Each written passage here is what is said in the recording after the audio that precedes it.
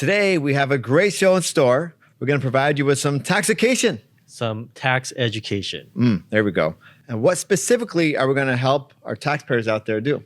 Hopefully avoid some surprise tax bills. Now, Phil, what are some of those surprises?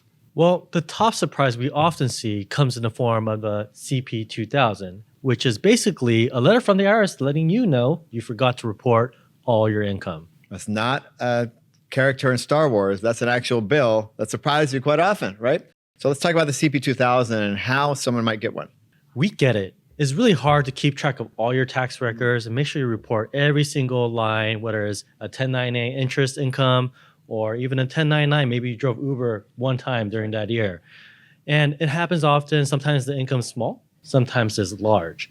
But IRS will cross-check your tax return against their internal database to make sure no item of income is missing.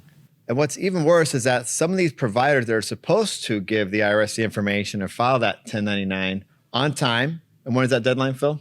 January 31st for W-2 and 1099s. That doesn't always happen. And guess who's on the hook when that 1099 comes late?